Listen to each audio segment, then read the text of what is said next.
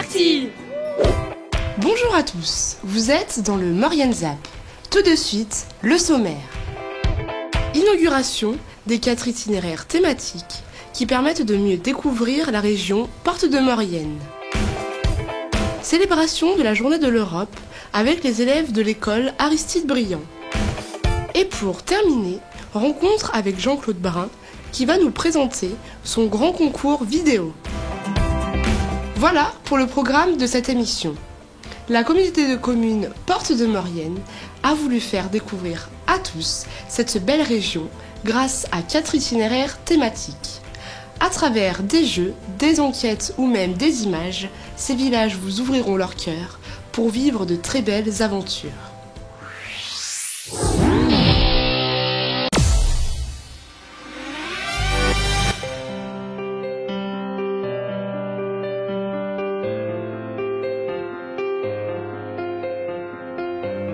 Samedi 21 mai, la communauté de communes Porte de Maurienne inaugurait ses 4 itinéraires thématiques nommés Cœur de village. Alors, ce projet a été initié par des habitants qui se sont posé la question en disant on a quelques sites remarquables qui sont le plan d'eau, qui sont les mines des Hurtières, qui sont les musées, qui sont le mur d'escalade de Saint-Léger. Et on a initié, nous, après, une réflexion avec cette commission élargie au niveau de la Comcom en disant comment mettre en valeur, comment mettre en relation tout ce patrimoine. Et on est parti au départ sur une route culturelle. Et puis au bout de quelques années, on a mûri notre projet, on a créé des thématiques. Et donc on est parti sur 4 thématiques pour pouvoir créer ce qu'on appelle des itinéraires cœur de village. Donc avec des sentiers de découverte qui vont des vieux balcons, des vieilles demeures, des églises, des carillons, mais ça passe aussi par les mines. On a un projet avec les VAE, à l'échelle d'ailleurs du syndicat du Pays de Maurienne, avec un itinéraire cyclable de fond de vallée qui pourra permettre donc de rayonner à travers cet itinéraire de fond de vallée pour que les gens qui vont en station, mais aussi les gens de passage, puissent s'arrêter et prendre le temps de découvrir avec un œil nouveau ce que chaque richesse et chaque cœur de village a en sa richesse.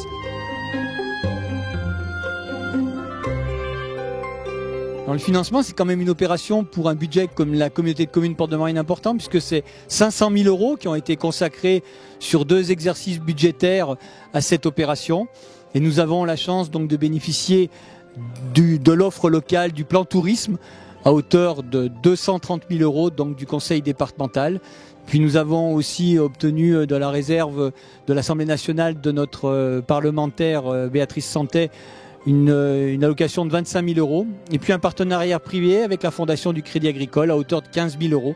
Donc un projet financé aussi, je dirais pas un PPP, mais c'est du partenariat public et du partenariat privé, sans quoi nous n'aurions pas pu le réaliser tout simplement. Donc nous avons 4 thématiques différentes, donc 4 parcours à proposer à nos visiteurs.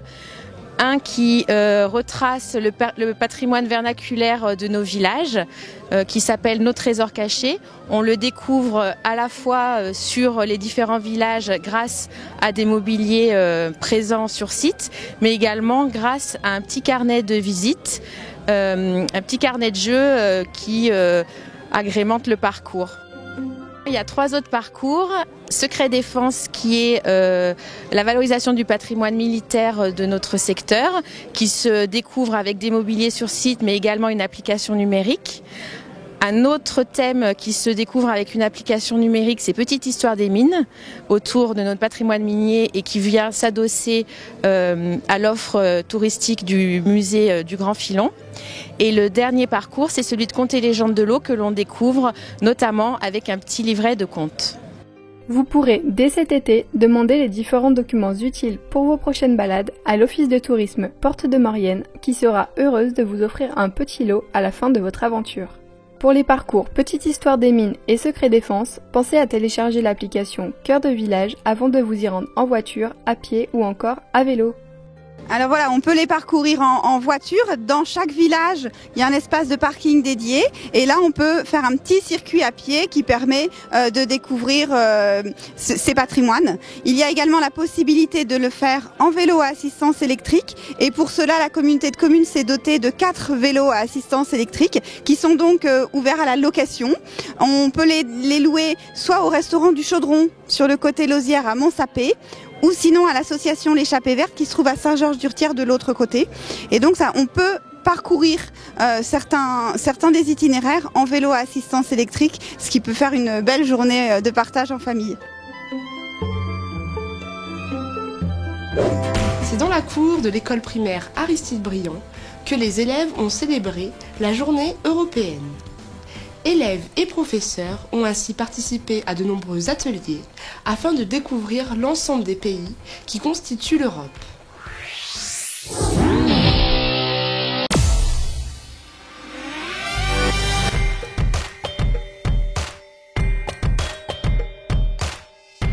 Comme chaque année, le 9 mai est la journée de l'Europe dans les pays européens.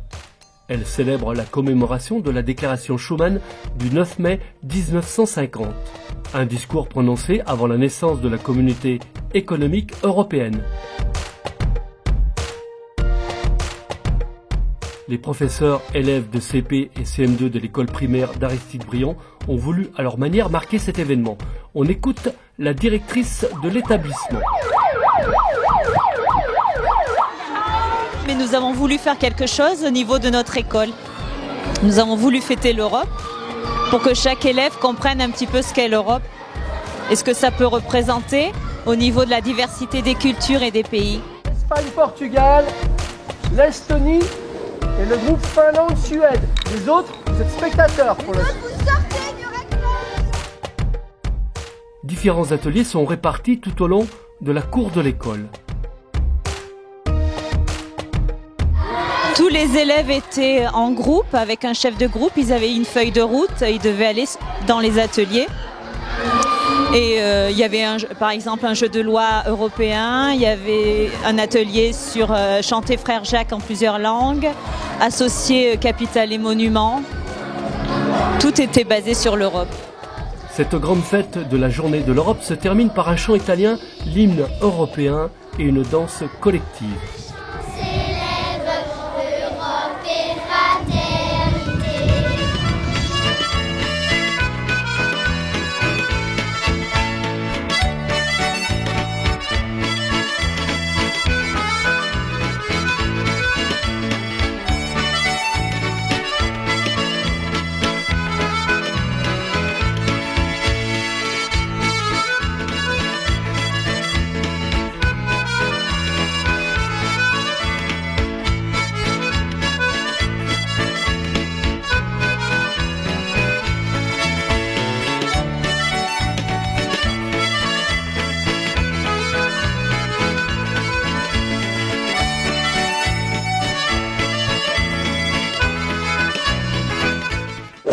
On termine ce zap dans les studios de Maurienne TV avec l'interview de Jean-Claude Barin qui va nous présenter son concours de films amateurs organisé par l'association Ciné-Maurienne.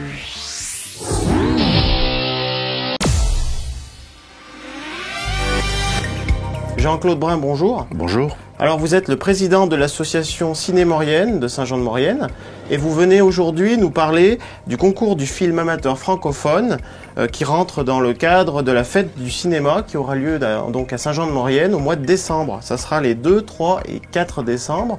Alors est-ce que vous pouvez nous parler un petit peu de cette manifestation? De quoi s'agit-il?